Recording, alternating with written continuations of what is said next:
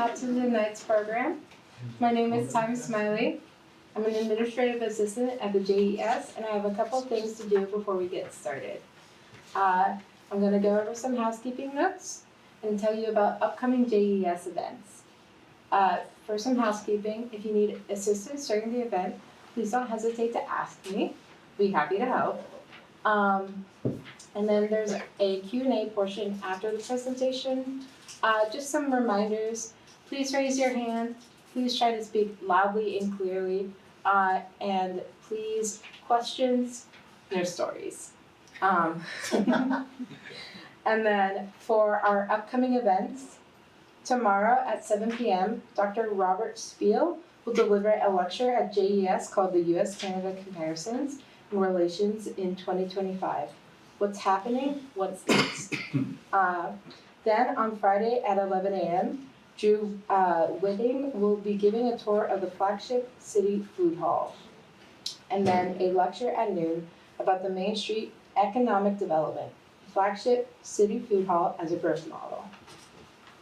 And then finally, next Monday at noon, Bradley Thompson will be giving a lecture at the JES called Multi-Generational Leadership, Guiding Age-Diverse Work Groups. And that is virtual. You can find that on our website. And then finally, I'd like to introduce Pat Cuneo and Judy Lynch. And Pat, if you would. Hi, I'm sort of like Roger Wilco over here. I press the button and can speak. So, thanks so much for coming out tonight. I'm Pat Cuneo, and I've been the Director of Publications for 8 years, I think, since I left the newspaper. So I'm not quite retired yet, but I'm sort of on my way out the door, I think. This is a great opportunity to do like a mini book tour that we're on for the great Judy Lynch. And she has just done a spectacular job with this book that you've heard about. It came out late last year. And it puts the full context on the whole regional development. So it incorporates history, geography, topography, how things moved by transportation, and it developed into an economic engine. And Haborcreek has played a role from the beginning. One of our goals is that as we go around the different parts of the region on our book tour, we kind of model things toward the community that we're speaking to. So Judy's put together a PowerPoint that addresses particularly the Haborcreek area. And Haborcreek, there are all kinds of historians in the group. In fact, it's a power pack group. We see people from who we see at the Jefferson a lot. The great Debbie Lyon is here. She's a wonderful, she is the librarian of librarian researchers. Richard Cowell and Jane Cowell are here. They're the king and queen of 6 Mile Creek, is it? And the rum running of years past. Anyway, I don't want to belabor things because Judy has a lot of plans here through the PowerPoint. And then we'll interrupt at various times and have a couple of questions. And keep your questions in mind too, so whatever we miss, you can tell us once we're through the program. So with that, let me just reintroduce Judy Lynch. You know her as a county executive of 2 decades. She has built buildings, developed areas, built the prison, built the library. She has really been a remarkable civic leader, but she also went on and got her PhD at the University of Pittsburgh. She is a real historian. She, her first job out of Washington University was with the CIA, so she knows all the secrets. She's probably part of the deep state, but through it all, and all of her, she taught at Villa, she taught at Mercyhurst College or University, and other Allegheny. But through it all, she raised a family as well. Her beloved late husband, Terry, himself, history, more than a buff, maybe a flat-out historian. The book is dedicated to Terry and their 4 daughters. And so this is we're talking about a true Renaissance woman here. So with that, let me hand it over to the great Judy Lynch.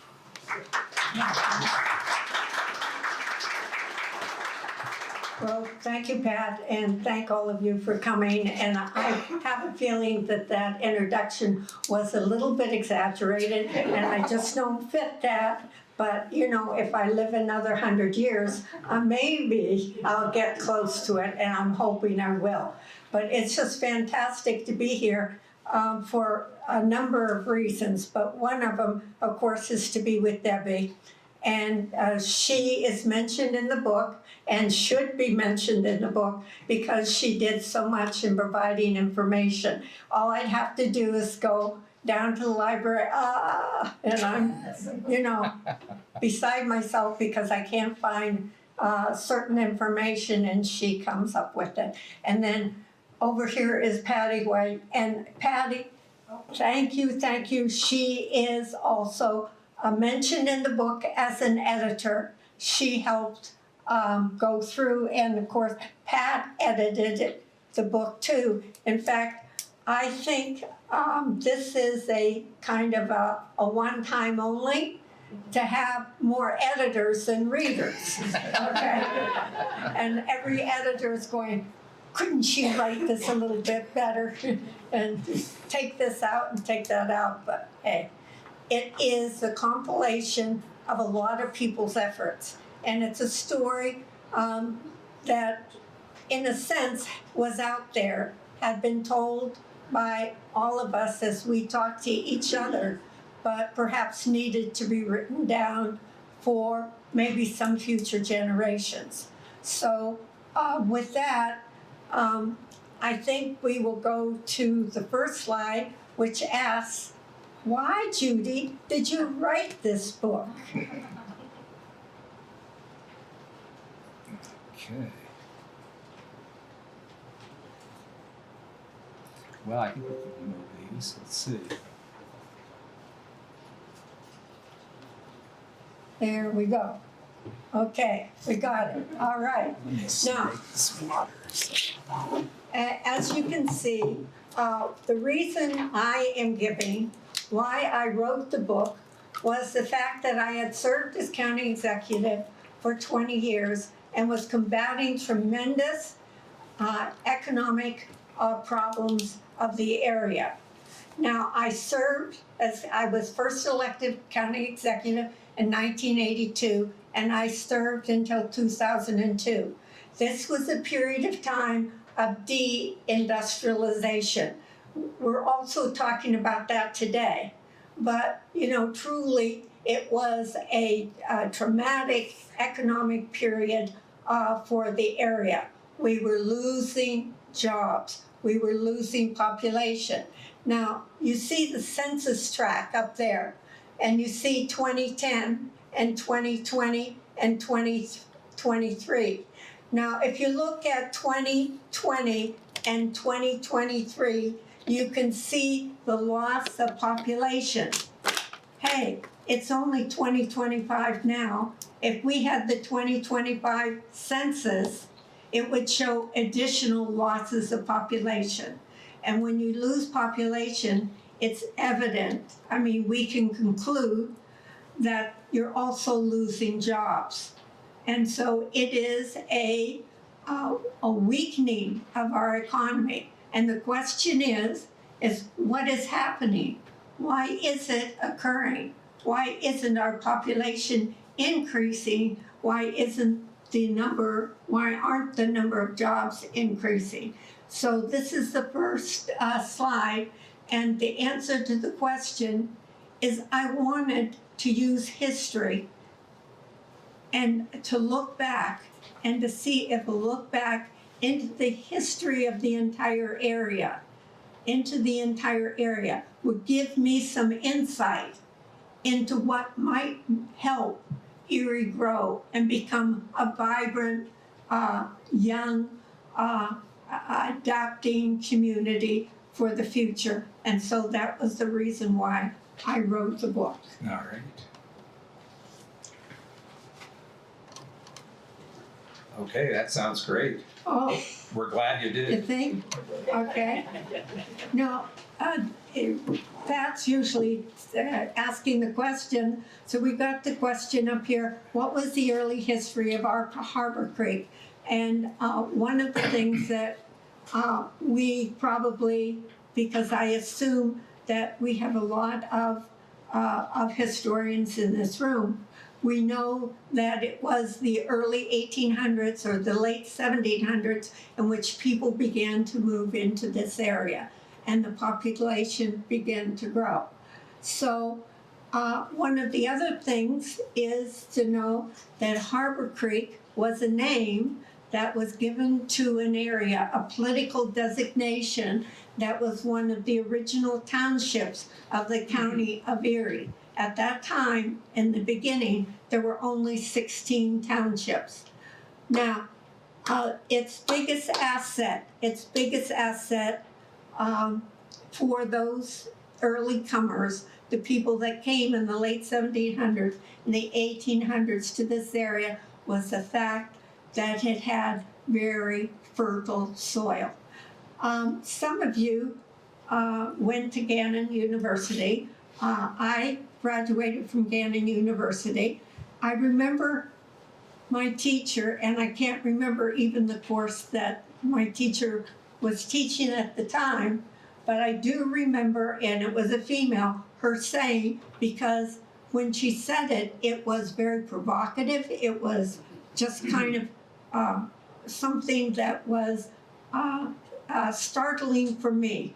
And what she said is I don't have anything to back this up except what she said, okay? And what she said is the richest soil in the world lies along the escarpment of Lake Erie, all the way, if you go to Girard, Springfield Township, all the way east to Haborcreek and to Northeast. This was the most fertile area that she said that existed in the world. And so the fertility of the soil was probably one of the reasons that drew settlers here. They were coming at a time in which they didn't expect to be an industrial worker. They were truly looking for land to farm. And this was, of course, this Haborcreek area was one of the most fertile areas, if you take what my teacher said, in the whole world. Okay, so it had a proximity to Lake Erie, and we know, that during the 1800s, we have immense type of improvements in transportation.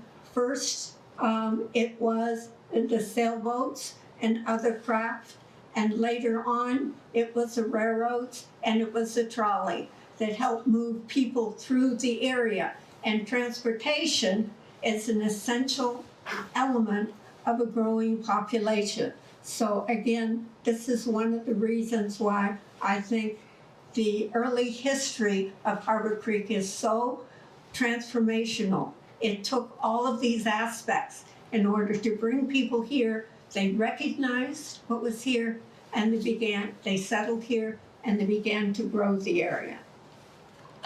Oh, that sounds great. And the identity of Haborcreek comes from the streams and the lake, and you all know 4 Mile Creek, 6 Mile Creek, 7, 8, and 12. Mile Creek. And the development of many, started with the early settlers.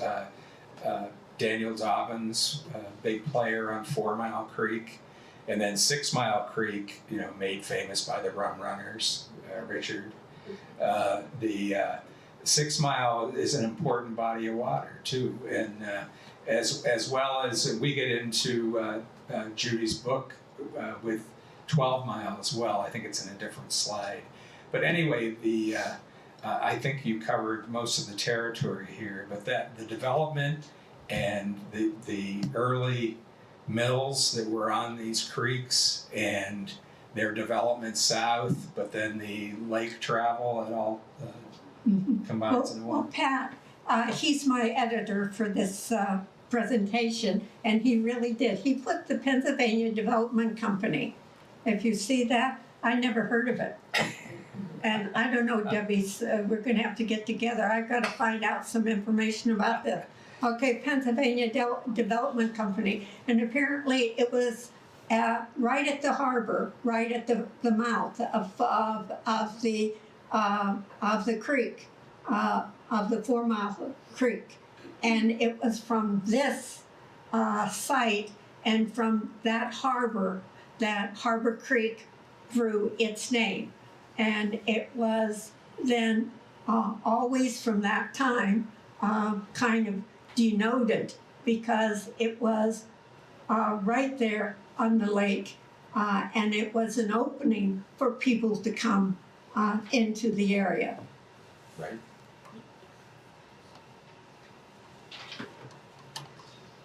And then, as Judy mentioned, the development of Haborcreek followed really transportation ability and then the location itself. And she does a great job of doing the geological features of the entire region here and why it was an attraction.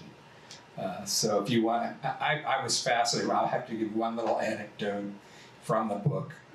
I never understood exactly how all these virgin forests were cleared. How the heck did they actually do it? And an axeman could do, what was it, up to 3 acres a day, 3 or 4 acres a day with his axe by doing a circle around the tree, and then it would fall over the next year. Then they would chop it up. And that's really how they cleared areas. And this, and the escarpment areas and the first ridge over here, this was all covered with all virgin forest. Amazing. Okay, but one of the things that this map should tell you is the critical nature of that road to Waterford. And that was from the harbor in Erie, the East Bayfront. And that harbor then was where Presque Isle was located. And it became the site for the French fort and for the British fort later, when the British defeated the French, and then the American fort. That was the site. But the road was absolutely a rich addition, because that road led to Waterford.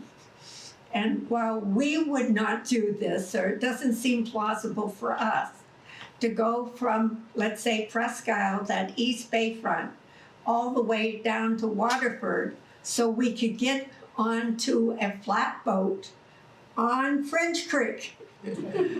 Are you ready? Let's go. And that's really what the population was doing. To get from one place to another, they used the natural settings. And there was, of course, with the coming of more people, there were roads that were made in the wilderness, and the most important of them was that road that led to Waterford, because Waterford led to French Creek. And French Creek was the access to Allegheny River and to the Ohio River, to Pittsburgh, and, other portions of the United States. And it was the road that George Washington took to LaBeouf.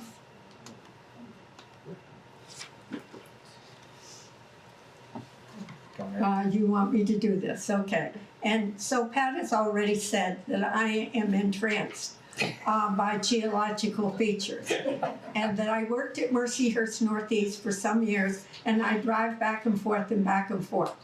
And I'll tell you, as you're going down in this way, on that highway that leads to Northeast, you are, at least I was, now I don't know whether you would be personally, overcome by the natural features of the land.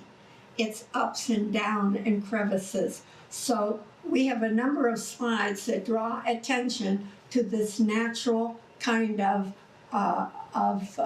setting of environment that stretches along the lakeside of Haborcreek, this escarpment. And this is a picture that you would see at Shades Beach. And again, Shades Beach is in Haborcreek, one of the most beautiful parks that there is in all of Erie County, I would say in the state of Pennsylvania. And if you are inclined towards hiking or just looking at natural features, there is no better place to do that than Shades Beach. And these are some of the things that you would see. And this is, of course, again, 4 Mile Creek. And 4 Mile Creek is a geological feature. It's one that we should treasure, and we should have a personal kind of reminiscence because we have tread the trails. We have been there. We have seen the gulfs, the great gulfs. So this tells you something about the feature that you would find at 4 Mile Creek. And this is the access area of 4 Mile Creek to Lake Erie. So after several miles, it crosses under Interstate 90, and you all know that because you see that. And it exits the Green Township and enters Haborcreek. And the creek then turns northward, and its valley continues to get deeper. Is there anything deeper than Wintergreen Gorge? Have you been there? Have you tried to get down into the gorge to the water that sets in the bottom of it? So after some distance, the valley gets shallower, and the creek then flows into the Bayfront Connector. It turns and goes passing the Lawrence Park Golf Club into Lake Erie. And I'm sure that you know something more about this than what I do. But when I go to Lawrence Park Golf Area, I'm not a golfer, but sometimes we have meetings there by the golf course. And that's the Irish Cultural Society. We have a member here of the Irish Cultural Society. But one of the other aspects of this area is it's an eagle's hideout, hangout. And in my opinion, and not that I know that much about all of Erie County, but in my opinion, probably you find more eagles around this area of Haborcreek than any other place that I know of, except maybe Springfield Township. It is just, if you want to see an eagle and see them in their majesty, then this is the place to go. I would just say it's kind of tough to keep these straight. 4 and 6 Mile are so close together. On I-90, those two big expanses, the bridges, those are actually 6 Mile Creek. And 4 miles a little bit east of there, but you see the big bridge on the Bayfront Connector, which is actually what is that? Is that the longest bridge in Erie County? I believe it is. It stretches in part before it gets to Bear, and it goes over Wintergreen Gorge. But there are just I think, did I just go past 12 Mile? 12 Mile. I'm not really that familiar with 12. Is that on the edge of Haborcreek, or is that? And this is the mouth of 12 Mile Creek as it goes into the Lake Erie. And again, it is a very just unbelievably gorgeous area to view and to walk through and to be feeling like you're part of nature. We don't have many places like this, I think, in the whole United States. We should savor this. We should appreciate what we have in Haborcreek here. And so these areas that have the deep depressions are called gulfs. I didn't know that until I was doing some of the research. So I've titled this The Gulfs, and it gives you kind of a list of some of them, okay? Now, the most striking feature of the lakeshore streams is the deep channels they cut in their passage from the high ground up here in Haborcreek on Buffalo Road, high ground, where they originate to the level of Lake Erie. And these ravines are what they call gulfs, are deepest and most picturesque along our Creek. And there's just nothing else in Erie County or even in Crawford County, which has a lot of different ecological areas, that is as gorgeous and as wonderful and as wondrous as this area of Wintergreen Gorge and Haborcreek. That sort of takes us through the picturesque. I think Haborcreek has 7 miles. Is it 7 miles on Yes, Lake yes. Erie? But there's one of the things that I want to, and I'm just saying this because I know you all know it, so I'm just being maybe redundant here. But the gulfs are important because they tell us about the past, the ancient past. And that is where the icebergs were. And the icebergs cut these kind of areas into the soil and into the sediment, and then push them apart. And so we have remnants. We have remnants today. All you have to do is go look at them. Remnants of the iceberg age, the age when icebergs were throughout this area. And it would have been a very difficult time in which to take a trail hike, but it isn't today. And if you don't mind sliding down the hill a little bit, I would suggest, hey, let's take a hike. That's a really good point.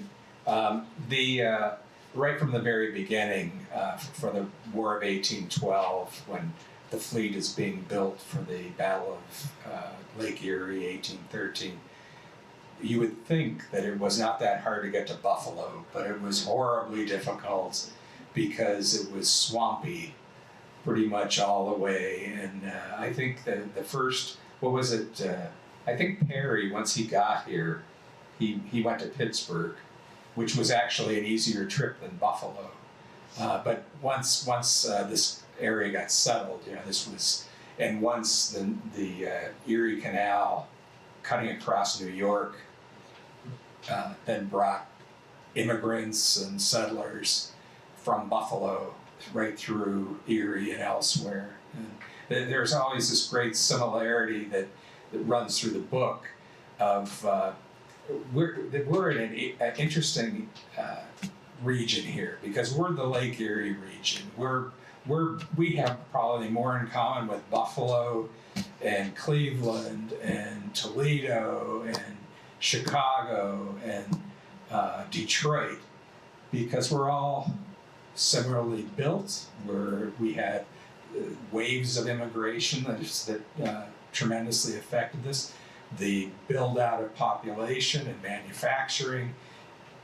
We're probably even though Erie was kind of obsessed with building the railroad to Philadelphia, the great port in the early days, and we do have great connections to Pittsburgh, but they are almost kind of dwarfed compared to our Lake Erie roots. Before we go on to the Penn State Barren section, I wanted to ask Judy, one of the great things about this book is that it takes many of the Erie histories and it brings in the context and brings them back and cites them and gives you a list of who they were. And I'm a great history buff myself, but I open these books up and then I have to go get an oxygen tank to bail me out because they're just really they're tough to breathe through, or you actually can wear a mask. Not anymore. This is a great history book that Judy's put together, and it's not just. It's kind of like a tough thing to call this an economic history of the region, but it is. But it gives all the context of why this was built or that was built, and then the great flow that came from Pittsburgh and that area. But anyway, what moved you to put all those histories into this book? Well, again, I was looking for the reason why Erie County in the 1980s was having this deindustrialization. Now, you might remember this is when Reagan became a president, and one of the things that the Reagan administration wanted to do was to make a connection, economic connection with China, and hopefully have China provide to the Erie manufacturers some of the elemental work that was necessary, the small tools, maybe it was clothing, or maybe it was toys or whatever.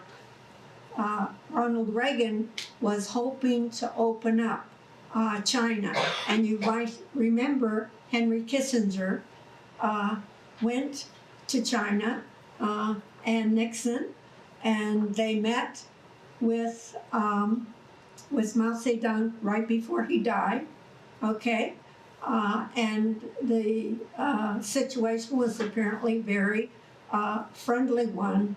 And so gradually what happened, Reagan and Nixon, through the Nixon administration, was the opening up of China as a trade partner to the United States. And what did China provide? China provided low-cost imports to the United States. They were necessary items for producing maybe cars, other type of machinery, producing maybe clothes or other things. This is where low-cost imports began to come in, and as a result, the industries that had been producing those in the United States were not able to keep up with the impact on prices. And so many of them went out of business, and the industries, like car manufacturers, chose the foreign imports because they were lower cost and helped them produce at a better price.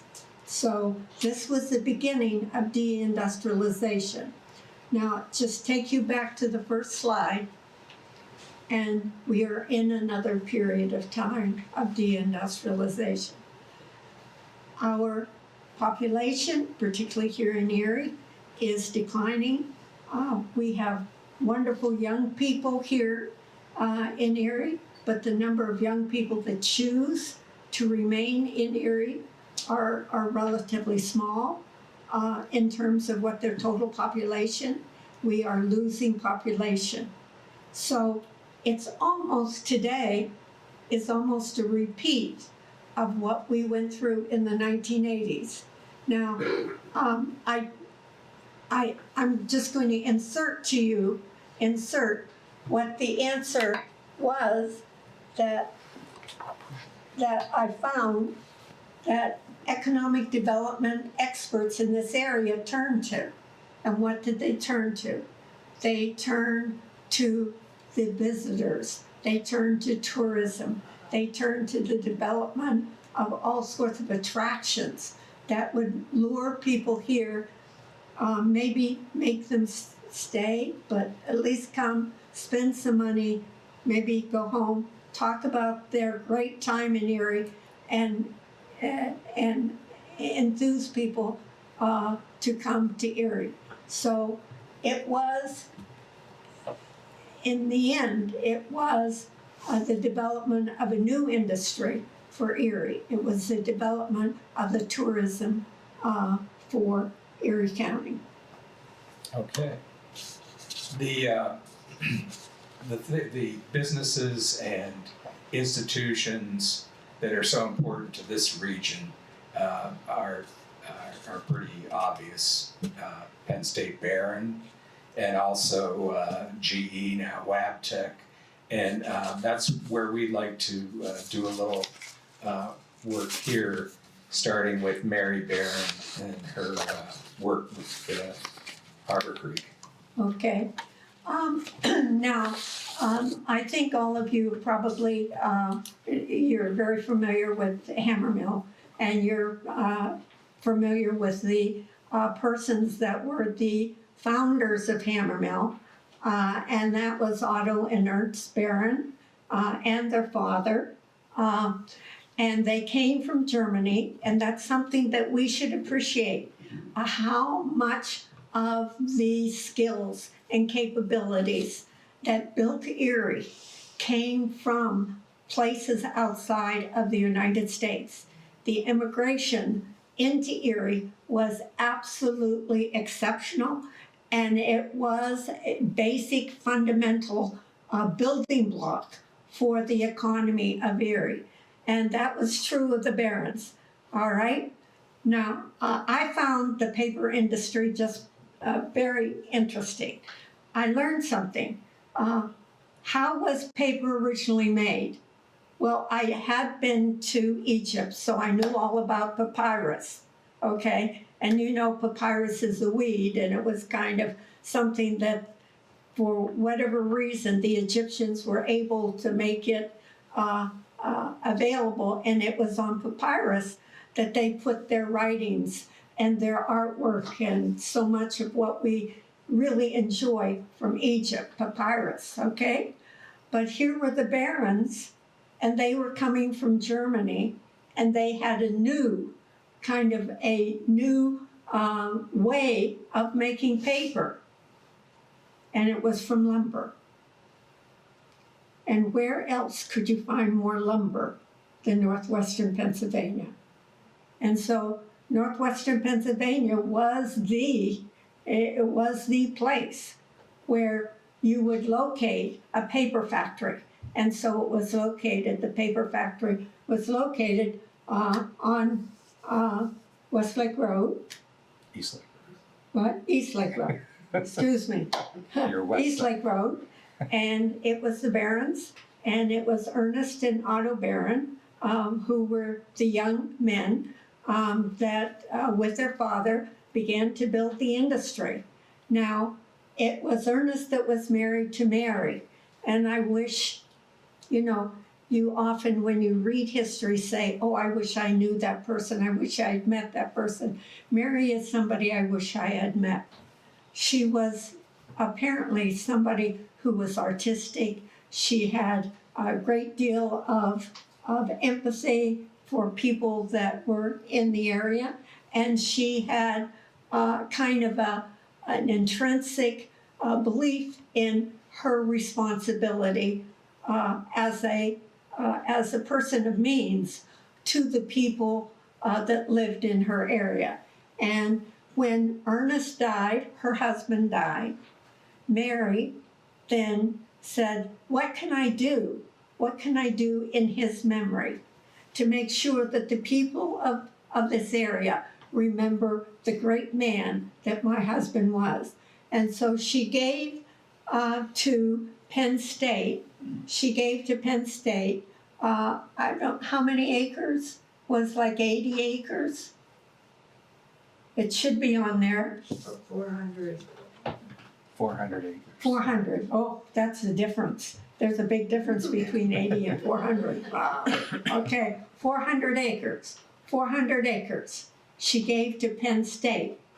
And of course, Penn State, not located here, but it was on those 400 acres that Penn State, located in the eastern part of the United States, decided to build a new university.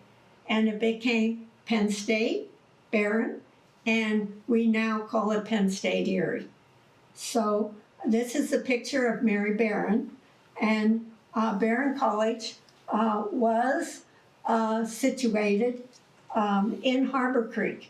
And it, in a sense, brings young people into this area.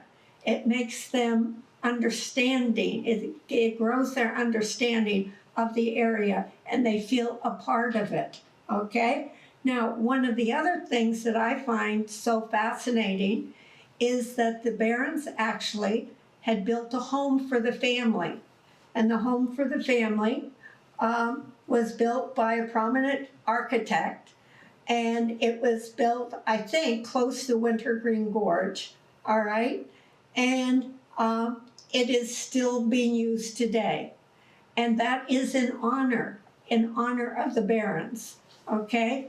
And it is the main administration building and remains the main administration building for Barron, and that's the picture of it. Thank you. This is incredible history, and in the work that we refer to here, the Hammermill story was written by Bill Garvey, and that is kind of a remarkable. Yes, it is. Okay. It was. I think many of you know. I wish we had time to talk about the Hammermill's whole story and how its demise occurred. It was unbelievable. Yeah, and that's it. That is in the book. I call what happened was just a robber baron came in. He was on the board and and it was purposeful. The destruction of Barron was absolutely purposeful. So it's a story, again, that Dr. Garvey and some others wrote, and it's available in the library. Pick it up. If you haven't read it, you'll find that it's well worth reading. And the story is in here. The whole story about the demise of Hammermill and how it occurred and how one person could do the devilment to bring such a large corporation down.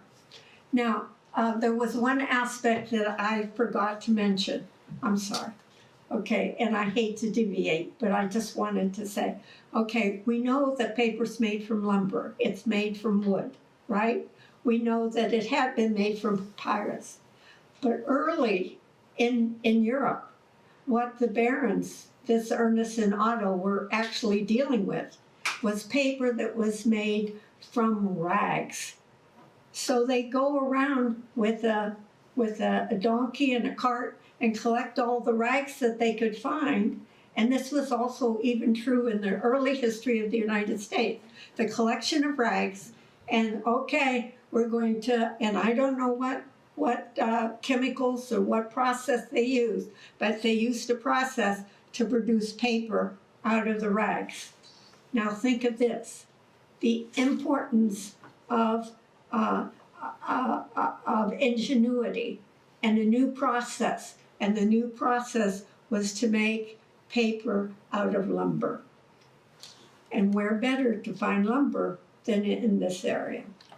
I was just going to mention in the 1960s, we had the rag man going across East 21st Street who scared the devil out of all the kids. But he rags, all for he apparently wasn't paying much attention to Barron and Hammermill. But Hammermill was so radical in their views. They brought German social care of workers to this region and were hated for it because the worker was treated better than ever had been. So the barons were always an interesting. Later, and that's why I think this is probably from that baron story. Otto and Ernst were brothers. Moritz, the dad, actually picked this site from Germany as this would be a great market for it, and that's what grew in this whole region eventually. But Ernst was sent ahead and worked for another paper mill and learned these techniques and then used their old techniques. Otto was a chemist and never had a family, but they were very close, and when there was a horrible labor dispute, Otto Barron he was always driven to the hammer mill gates. He drove in, saw the workers striking, pulled out, and never went back. So the irony of a group that had such a social impact and a labor impact, and then, left unceremoniously, is very sad. So, yeah, I'm getting ahead of us here, aren't I? We're still back at the Barrens. But So I guess that this can't be underscored enough. Just went past it. Judy could tell us how today's world of economics, is largely driven by university research, hospitals, tourism, those kinds of service industry. But Barron has played such a key role in its industrial development and engineering parts. I don't want to steal your thunder. Can you tell us about that? and that wasn't always the case, okay? Barron probably originally did not consider itself an institution of research. It was a school, it was going to be an academic center, it was going to be teaching college courses, but it didn't consider itself as having a mission for economic development. That has come, and it really is associated with Penn State Barron now. And it came through multiple directions, but probably the plastic industry was the most important one. Now, plastics is a commodity with, there are some who are lovers of plastic and some who wish plastic would be forever eliminated. So plastic has that kind of mental ambiguity within our own culture. But plastics was a tremendous industry, not just in Haborcreek, okay, not just in the East County, but particularly, do you remember the plastic toys, the hula hoop, all of those plastic industries that were located in the East County, particularly in the Girard area, okay? Now, plastics was also an industry that had its lifespan, and it hit a groove in which, for whatever reason, maybe it was environmental reasons or for other reasons, the use of plastic became less and less. And the result was our plastic industry, which was very significant in Erie County. And you can look at this book and it details all of the plastic industries that existed in Erie County. But for whatever reason, they began to dwindle and to go out of business. And so I think Nosco Plastic was one of them, but Erie Plastics in Corey went bankrupt when Procter & Gamble pulled its contract. So plastics is it's a question mark. It can be thought of as an opportunity, and this plastic industry has a lab which is doing all sorts of research. How can we produce a plastic that is not detrimental to the environment? This is the big question. How can we rescue the waters, the ocean, the lakes, the streams from the plastic that they are immersed in? How can we free our body from the plastic particles that immerse ourselves, our beings, from our brains all the way down to our toes? So plastic is a question mark. But this Barron has a research center, and the research center is developing all of these items and in investigating all of these areas. And if there is an answer of usable plastic, it's very likely to come from a research industry or research development like what we have here in Penn State Barron. So it's called the Plastics Processing Lab, and it was created by one of the developers of the plastic industry here in Erie County. Yes. Before we get into General Electric, I think you should take a sip of water and take a rest You here think? for a second. I'm okay. I'm okay. Oh, you are? But I'll take a little sip of water. Sometimes it's better to have something stronger, but you know. Well, when we talk about GE, now Wabtec, this was a great manufacturing juggernaut for decades. But their first real reason this area developed in manufacturing was the oil boom. After the commercial development of oil in Titusville, discovered in 1859, all the businesses and the railroads and Erie and this region, Corey, because of its railroad connections. The oil boom is huge. It may be the biggest driver of anything in the first 100 years of this entire region, correct? Yeah. So tell us about the oil boom. Okay, now that is not in the PowerPoint, but let me just tell you, I'll just show you this. There are 4 counties, okay? And of course, this is Venango County.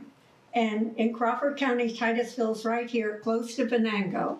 And this is where Oil City is in Venango. Here's Warren County, one of the greatest processors of oil refineries, still exists in Warren County, and here is Erie County. This was the heart of the oil boom, if you want to call it that. 1859 was when Edwin Drake went to Titusville and drilled the first oil well.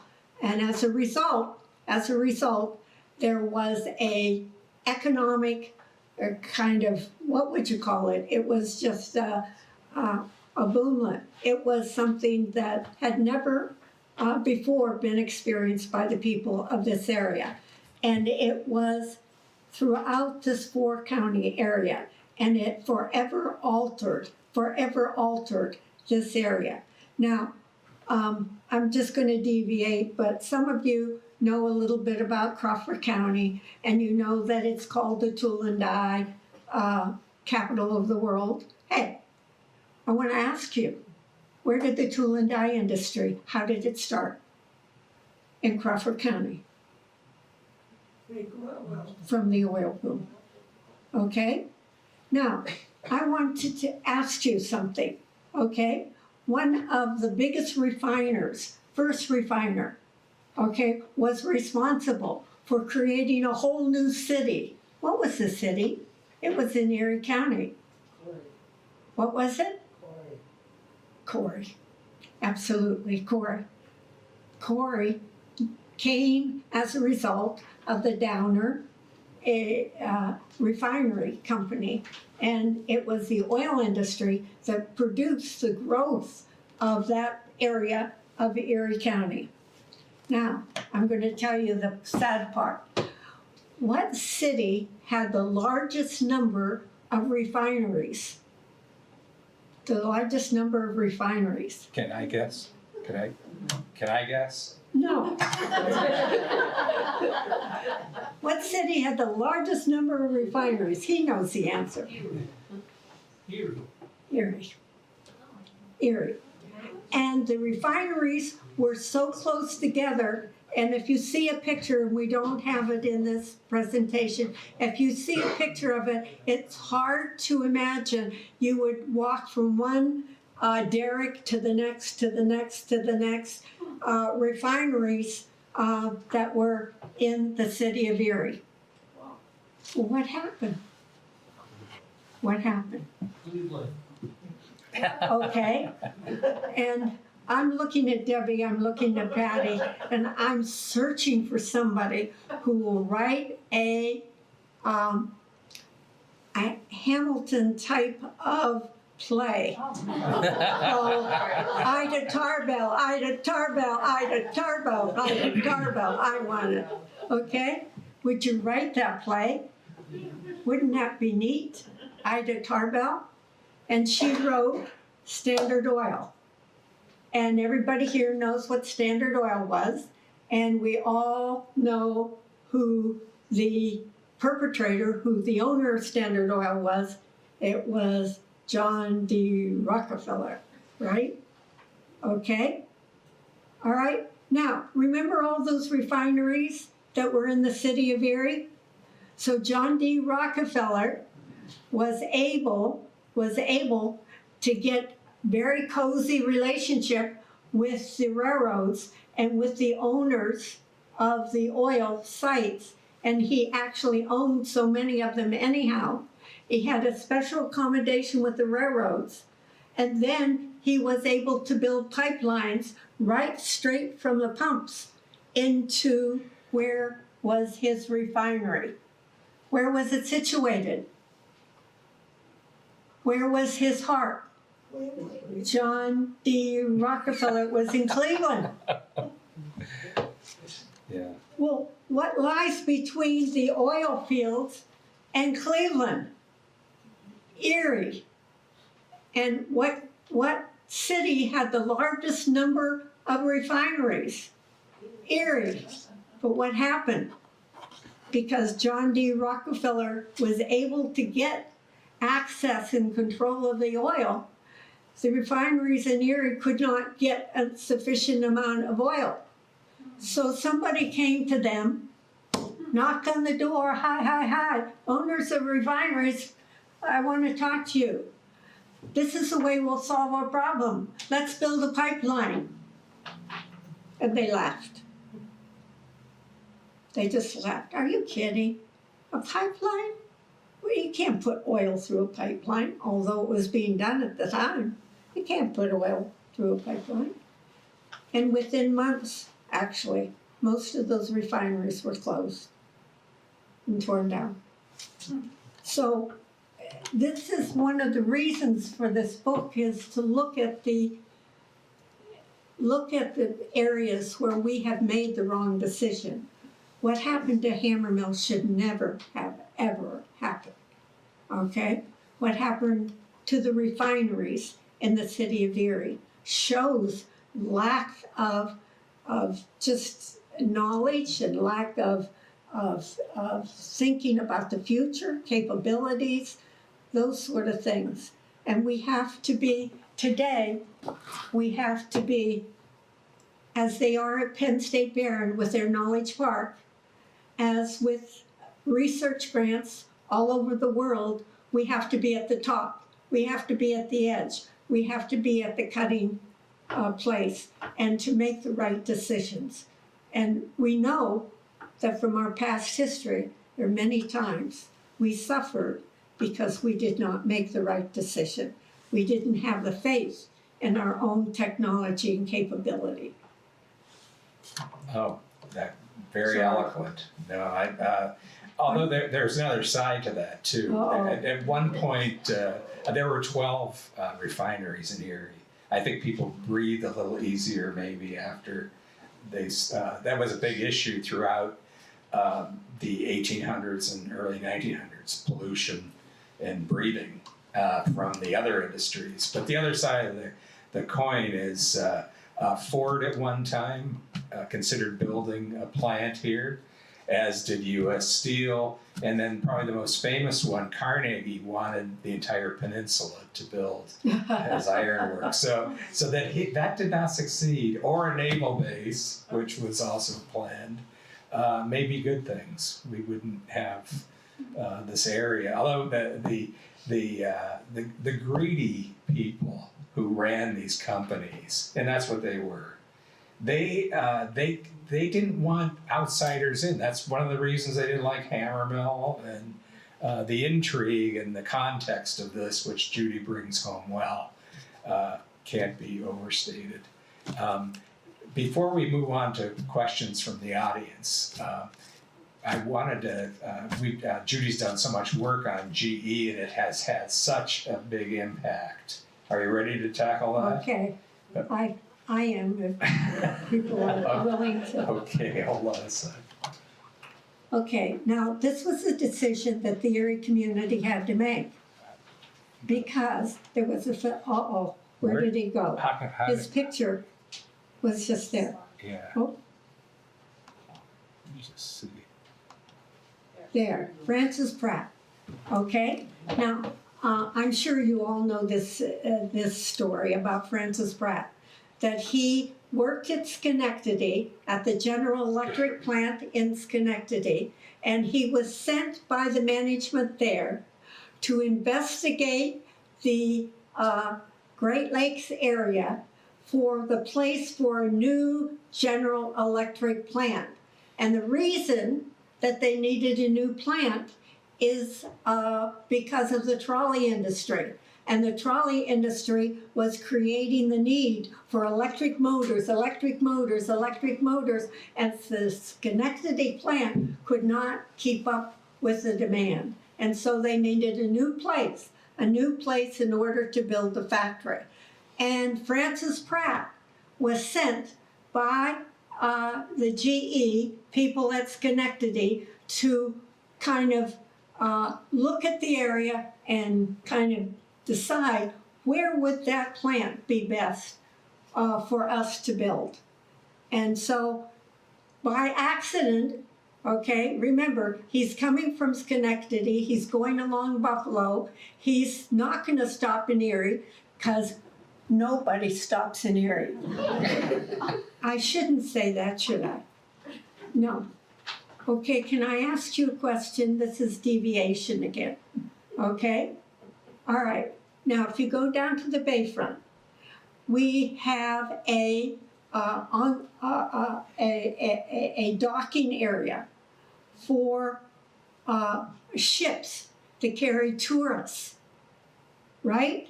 And you all know about the ships that course along the Great Lakes. They go all over the Great Lakes, and they have places where they stop, right? It is a shipping line. They're bringing tourism, right? Do they stop in Erie? No. We built the dock. Well, what's the matter? We need to bribe them. And actually, that is what people do. You get air service when you fork over the dough. You get the ships to stop. This goes against your grain. I would be the pro-bribery. I enjoy going to the casino as well. Okay. Well, let's talk about Francis. Pat? War of 1812, getting the ships out of the harbor into the lake.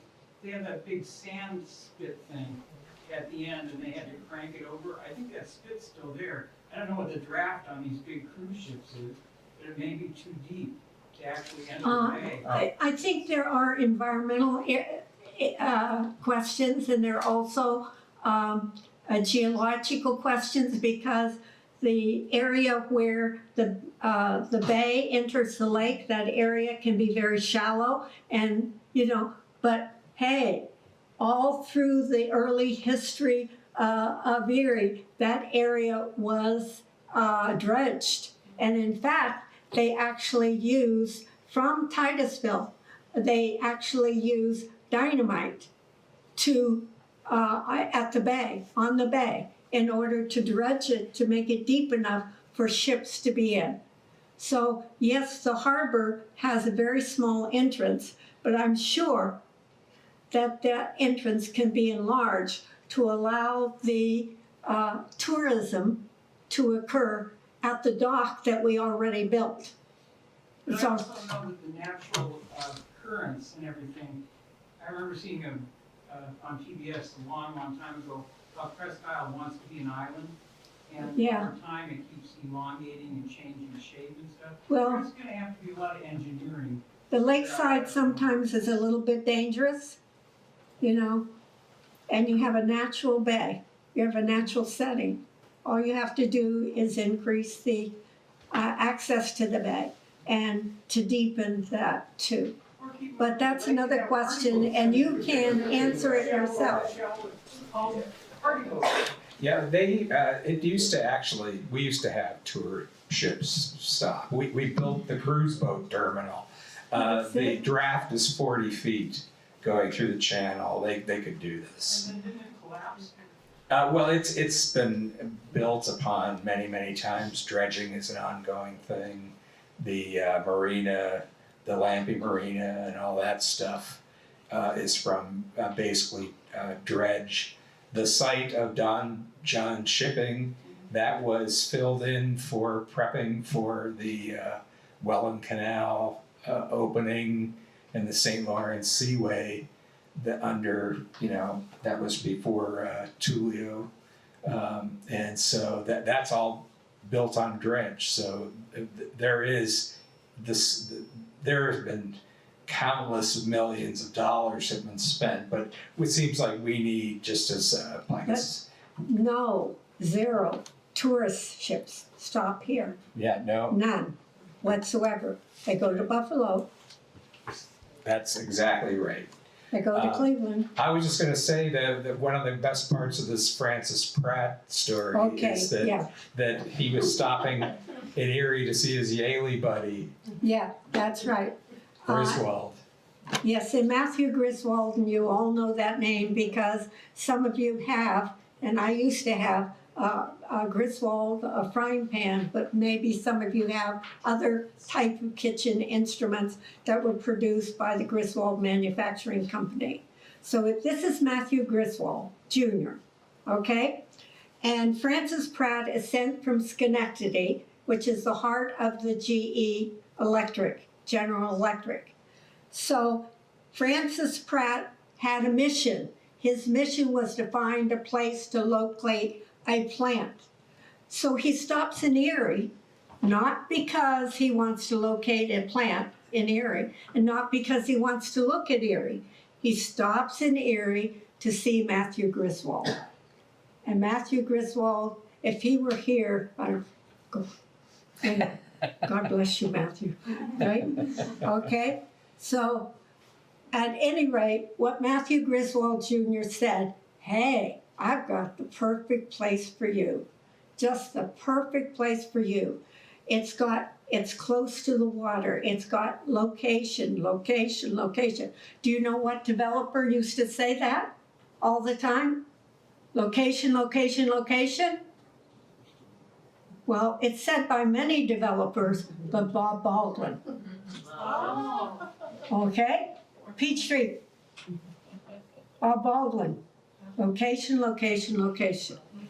And at any rate, okay, Matthew Griswold was looking for a place to locate the GE plant. And Francis Pratt said, well, I got that mixed up, okay. But at any rate, Francis Pratt liked what he saw in Erie. He saw the connectivity in Erie. He saw that it had water availability. It had trolley availability. It had a railroad availability. There were plenty of acreage. It was open and wide and available. And it was easily accessible. It was everything that GE at Schenectady could possibly want. So he didn't go to Cleveland. He didn't go on. He had found his mission. He went back to Schenectady and reported, yes, I have found it. Okay? But guess what the people of Erie did? Now, they went on a rampage, not in my backyard. Okay? And there were a couple different reasons why they didn't. And they tried to stop General Electric, but then another group of people of the Erie area said, no, this is an opportunity we cannot forego. And so there was an agreement, and the property then was signed over to GE, and so it's, I'm being pushed, okay? So we're going to look at Lawrence Park, and I should bring Debbie up here. This is her book, and this is all about Wesleyville, and it's a wonderful, wonderful book you should read, available at the library. She So, wrote 2 volumes. There's a volume 2 also. oh yeah, okay. Okay, The GE had such a profound effect that they also built Lawrence Park, what became Lawrence Park, and so they built a site for their workers, et cetera, et cetera. I know we're at 10 after 7 right now, and you all have a lot of Right. questions. okay, So we can go on and on. yeah. But GE is a fabulous story that Judy tells so well. So who wants to be first? What kind of questions do you have? You know, Pat, I think we should go to the last slide. Oh, we're going to go to the last slide first, if we can find it. And this is the population, and this is what Debbie helped me to find. Well, just thinking about it. That slide right there. Okay, that's the next one. Here we go. I see that. So this is the Right. population of Haborcreek over time. And so GE, we know, is located in Wesleyville, not in Haborcreek, but it's still, the GE plant was so large, employed so many people, had tremendous impact on the growth of Haborcreek. And so if you look at the figures here of the population growth, GE probably came online about 1912 was, you know, the plant was fully built. It was employing people, and you can see what happened to the population. And here we go. We have, if you look at the population of 1920, 2200, 2800, and 36, you can see all of that increase until you get to 2020. And that should be an item of concern for Haborcreek, for Wesleyville, for these areas. Because the population is decreasing and the population of this area is particularly declining. And one of the reasons is, of course, we have WAPTEC, and God bless WAPTEC, it is there, it's employing people, but the number of people that are being employed are fewer than what were at GE. And so you can see that the impact that GE had was tremendous, and it was certainly more than welcome, but it is not necessarily continuing at the same amount that it was when GE was here. And that's it. And the next slide is, thank you.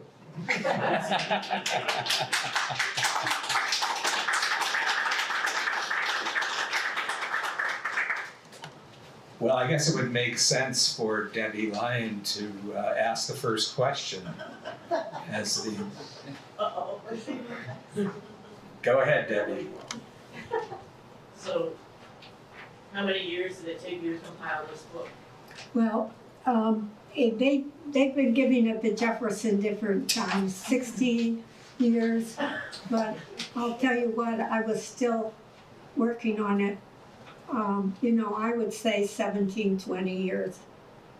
And I was just taking and saving information wherever I had ability to access it, trying to understand what was the influence? What was the impact on the environment, not physical environment, but the economic environment of the area? I was tremendously concerned about that.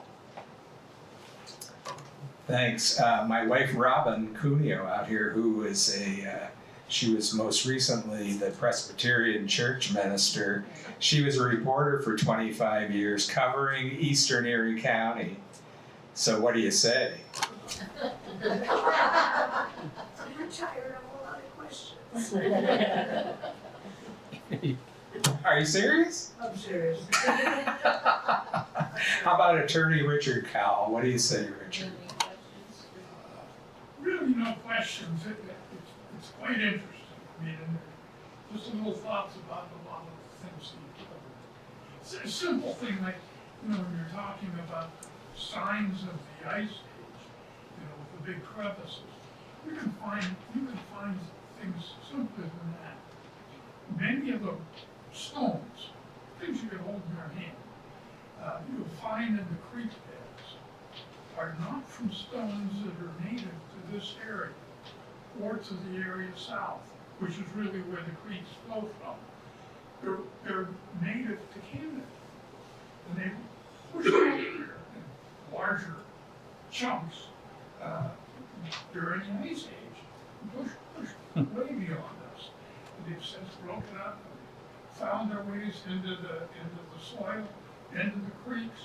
And so you pick up a stone and you look at it, there's a good chance that thing really came originally from Canada, not from areas to the south. But tons of neat stuff in Erie County. I'll tell you another one. Okay.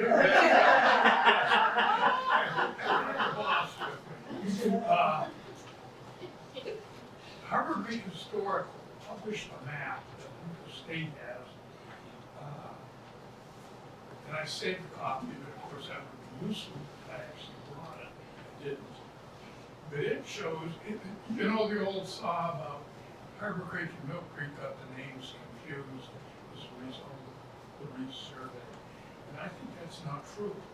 This map predates that. And it, of course, doesn't show you townships that didn't exist. But it does show the creeks.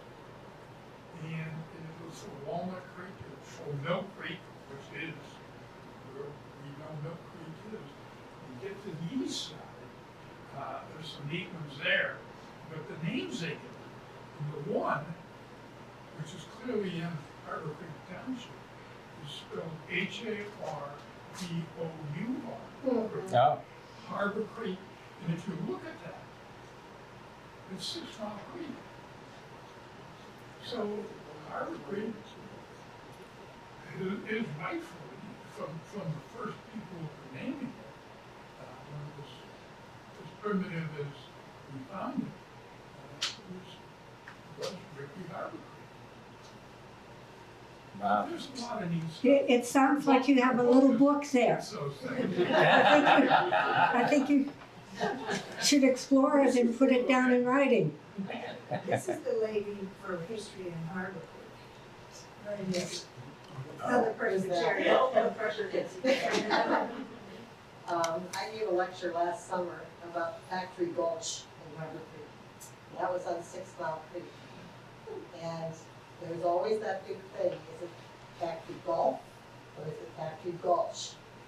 And I looked it up, and a gulf is a body of water off a larger body of water, like the Gulf of America, right?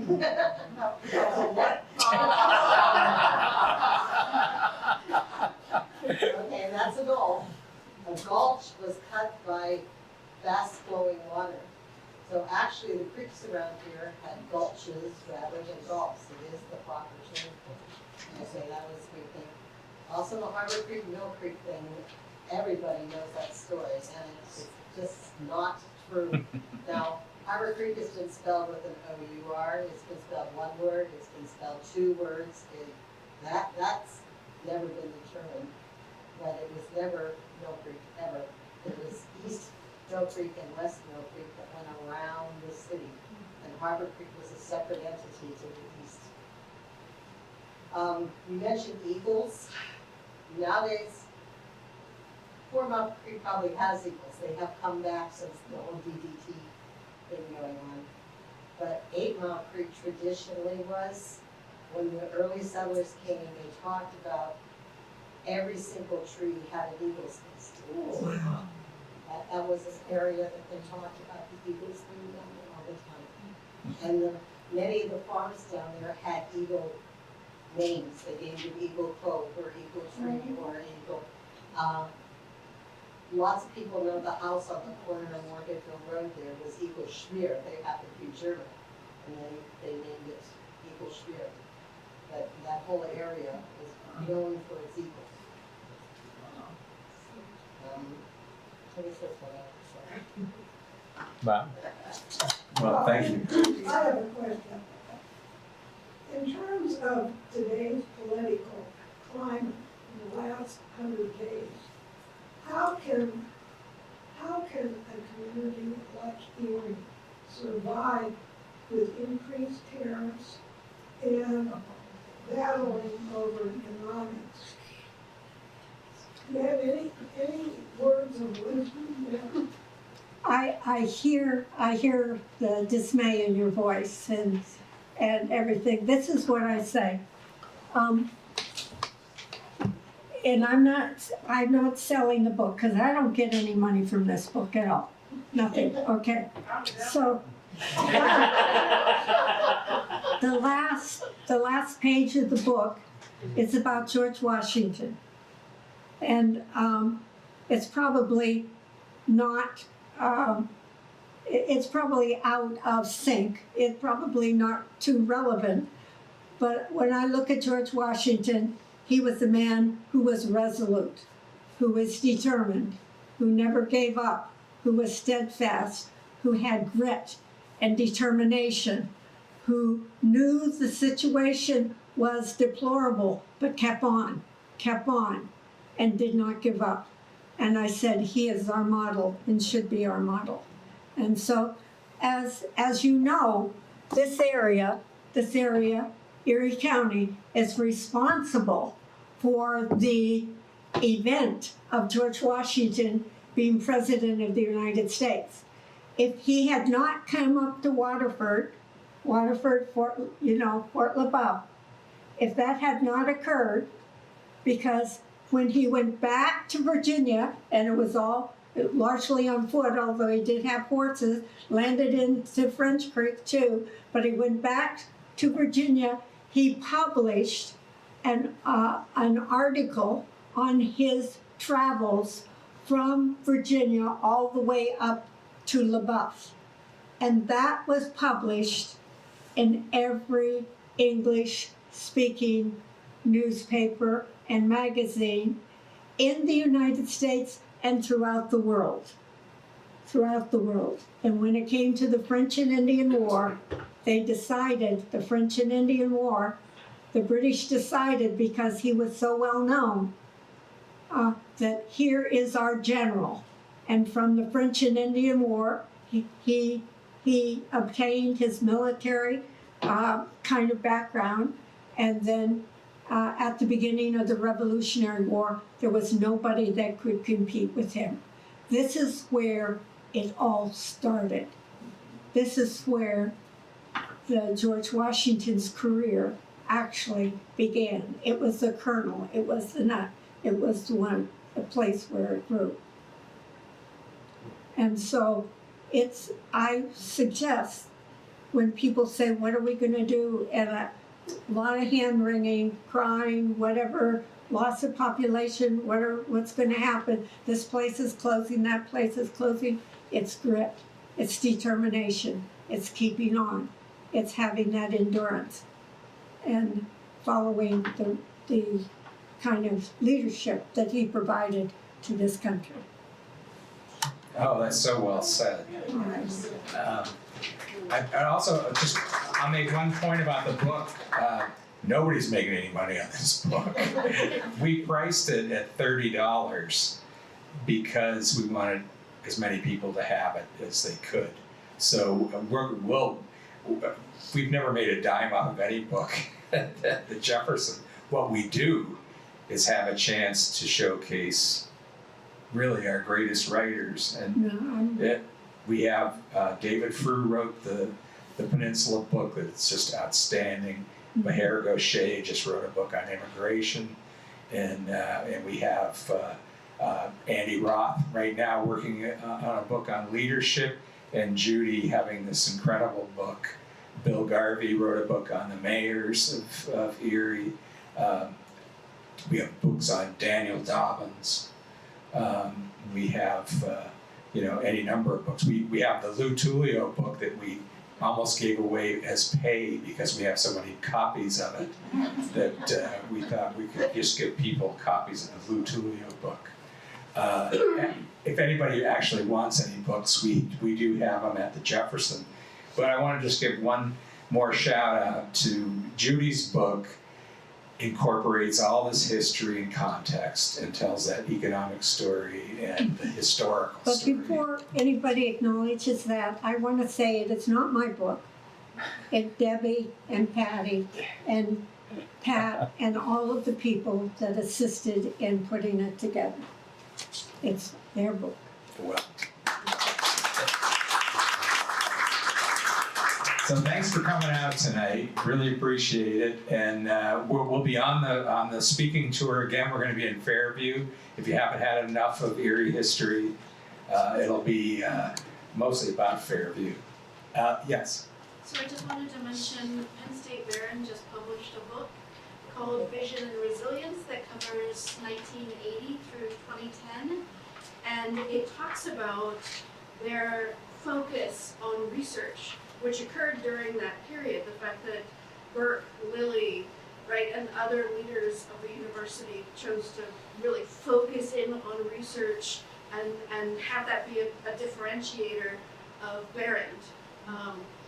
So it also talks about the founding of the plastics industry through Barron's perspective. Okay, and how proud we are of Penn State Erie, okay? And to have it here in Erie County and to have the research that's going on. It's fantastic. Thanks. Thank you.